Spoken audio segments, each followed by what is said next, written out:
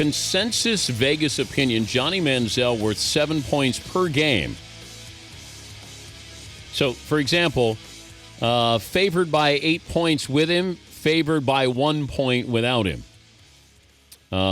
Braxton Miller from Ohio State is worth slightly less. Teddy Bridgewater is also in there. Rakeem Cato from Marshall also in there as well. If Manziel is suspended for the season, the number of wins Vegas projects for Texas A&M would drop from 9.5 to 7, so worth 2.5 games. If they've taken the number of wins bet off the board in Vegas. Darren Rovell broke the story, ESPN Sports business reporter. When did you first hear about this story, Darren? We started looking around in early February when, Dan, there was just a massive quantity of authenticated Manziel signatures on eBay. And then we were told by various people who were at card shows, memorabilia shows, that people were offering Manziel signed items by the 100.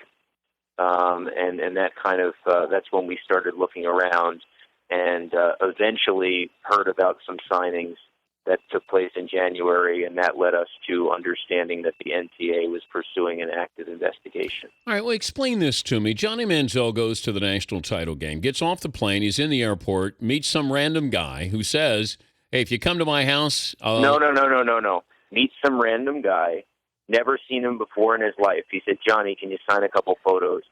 According to our sources, Johnny said no. Guy then goes to the baggage claim, doesn't know him from anyone, and makes a deal so that 6 hours later, Johnny is in the same clothes, signing hundreds of pieces of memorabilia for one night, and then comes back for another night. How do you know he accepted money? Well, our sources say that they didn't see the physical exchange, and the reason why they didn't, they say, is because Johnny, Nate Fitch, who is his personal assistant, is his friend, and the broker had gone into a room and closed the door and spoke. But our sources say there was a definite arrangement for a flat fee for Johnny to get money. And if not, if they want to claim that if Johnny wants to claim or someone wants to claim that, hey, I didn't know the guy, I said no, and then I became great friends with him in that 2 minutes in the baggage claim, and that's why I signed hundreds of pieces over 2 nights. And seems a little bit weird, but that's why this is not a slam dunk for the NCAA. They don't have subpoena power. They might come up with nothing themselves. But that does not mean that Texas A&M won't hold Johnny out.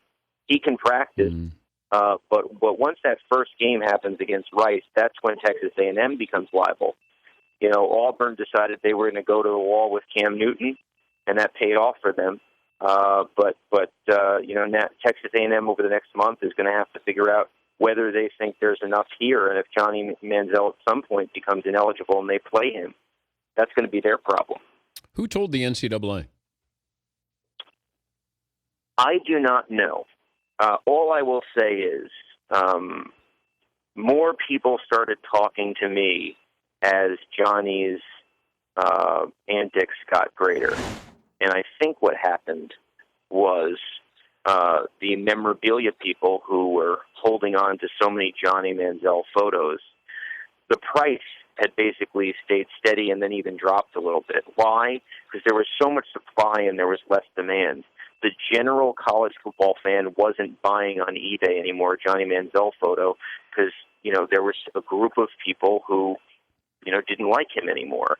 And as that happened, and it looked like the memorabilia guys weren't going to get their money back, at least for now, or weren't going to get the money they had projected, a lot of those guys started talking. What's the background on this autograph broker? His name is Drew Tiemann. He's an autograph collector and a broker. He does signings with athletes and then sells it wholesale to stores and other people to sell in their eBay stores. He's a University of Miami grad. He's been hanging out at Dolphins practices, I know, and he believed. Our sources told us that he saw what became a famous eBay photo of Johnny signing in a hotel room, and that had gone around eBay for about a month and a half. And he had told various people that it was clear that this meant that Johnny was accepting money, and when he came to South Florida, he was going to do the same thing. So this is not a one-time only situation. No, there were two signings for this guy in his apartment, and we know of at least another signing for someone else. So separate, another broker? Correct. A&M talked to Manziel about this?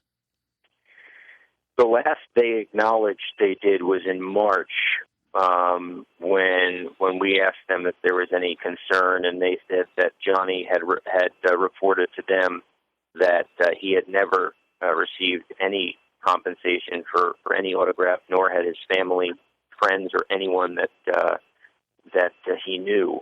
But A&M is not really talking about specifics now. All we know, and what kind of sped the story up, is our understanding that this was more than phone calls, that NCAA investigators were that at least one NCAA investigator was on the ground in Miami, and that it was a continuing active investigation. And that's kind of what led to my weekend being ruined. Well done. Hopefully you have more weekends ruined, and good to have you back on, Darren. Okay, yeah, great to speak with you, Dan. All right, Darren Rovell, ESPN Sports business reporter. First to break the Manziel story.